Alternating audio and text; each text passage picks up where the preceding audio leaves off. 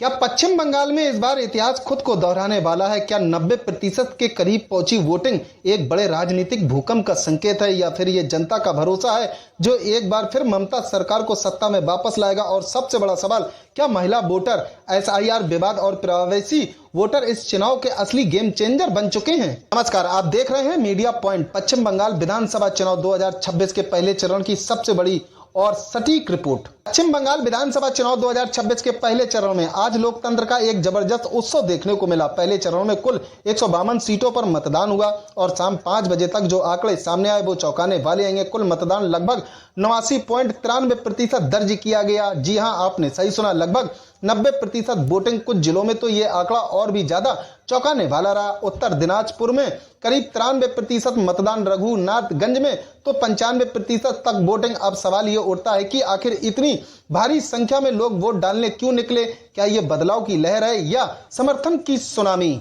एक तरफ जहां रिकॉर्ड वोटिंग ने लोकतंत्र की ताकत दिखाई, वहीं दूसरी तरफ कुछ जगहों से हिंसा और झड़प की खबरें भी सामने आई। खास तौर पर मुर्शिदाबाद, आसनसोल, इन इलाकों में छिटपुट झड़पें और तनाव की स्थिति देखने को मिली। हालांकि प्रशासन ने दावा किया है कि स्थिति नियंत्रण में है, लेकिन सवाल यह है कि क्या ये घटनाएं वोटिंग पैटर्न को प्रभावित करेंगी?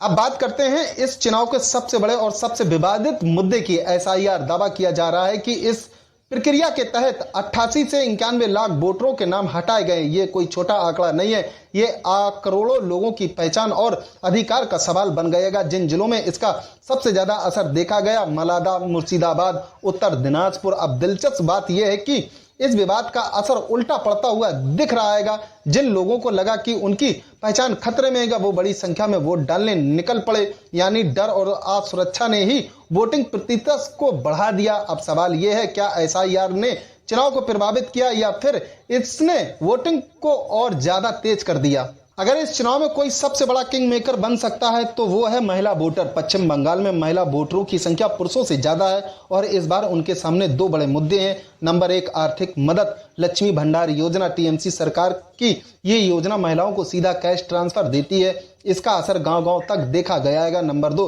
सुरक्षा का सवाल। संदेश खली घटना, आरजी कर मेडिकल कॉलेज केस, इन घटनाओं ने महिलाओं के मन में सुरक्षा को लेकर सवाल खड़े किए हैं। अब यही वो फैक्टर है जो चुनाव का रुख तय कर सकता है। क्या महिलाएं आर्थिक लाभ को चुनेंगी या सुरक्षा के मुद्दे पर वोट करेंगी? हर चुनाव में एक बड़ा फैक्टर होता है सरकार के खिलाफ गुस्सा। इस बार भी कुछ ऐसे मुद्दे हैं जो ममता सरकार के खिलाफ जा सकते हैं। भ्रष्टाचार के आरोप, नौकरी घोटाला, कानून व्यवस्था पर सवाल। लेकिन दूसरी तरफ टीएमसी के पास मजबूत कैडर और जमीनी पकड़ भी है। अब असली सवाल यह है, क्या जनता नाराज है या फिर योजनाओं और काम के आधार पर सरकार को एक और मौका देना चाहती है? इस चुनाव में मुख्य लड़ाई साफ तौर पर दो पार्टियों के बीच दिख रही है। टीएमसी यानी तृणमूल कांग्रेस, मजबूत संगठन, सरकारी योजनाओं का असर, ग्रामीण क्षेत्रों में पकड़। बीजेपी यानी भारतीय जनता पार्टी, उत्तर बंगाल में मजबूत स्थिति, हिंदू वोटों का ध्रुवीकरण, केंद्र सरकार का समर्थन। अब देखना यह होगा कि किसकी रणनीति ज्यादा असरदार साबित होती है। लेकिन कहानी यही खत्म नहीं होती है, क्योंकि इस चुनाव में एक तीसरा खिलाड़ी भी है जो गेम बदल सकता है। लेफ्ट प्लस कांग्रेस गठबंधन, आईएसएफ, नौशाद सिद्दीकी, इनका सीधा असर हो सकता है। अल्पसंख्यक वोटों का बंटवारा, कई सीटों पर त्रिकोणीय मुकाबला, और यही वो फैक्टर है जो बड़े बड़े दिग्गजों का खेल बिगाड़ सकता है। इस चुनाव का एक और दिलचस्प पहलू है प्रवासी वोटर। हजारों लोग जो बाहर काम करते हैं वो खास तौर पर वोट डालने के लिए अपने घर लौटे हैं, खास तौर पर मालदा, मुर्शिदाबाद। अब ये वोटर किसी भी सीट का नतीजा पलट सकते हैं। क्या ये बदलाव चाहते हैं या फिर स्थिरता? अगर हम इतिहास पर नजर डालें तो 2011 में भी पश्चिम बंगाल में भारी वोटिंग हुई थी और उसी चुनाव में सत्ता परिवर्तन हुआ था। अब एक बार फिर 90% के करीब वोटिंग हो रही है। क्या इतिहास खुद को दोहराएगा या इस बार कहानी कुछ और होगी?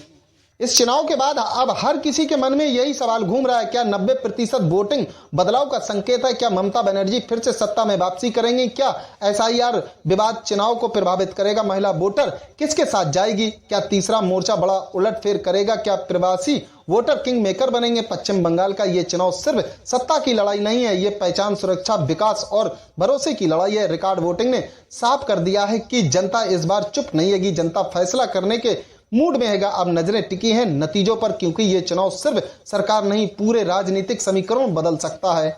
आप क्या सोचते हैं, क्या बंगाल में बदलाव आने वाला है या ममता सरकार फिर से वापसी करेगी? नीचे कमेंट करके अपनी राय जरूर बताएं। वीडियो पसंद आया हो तो लाइक करें और ऐसी ही खबरों के लिए हमारे चैनल मीडिया पॉइंट को सब्सक्राइब करना ना भूलें।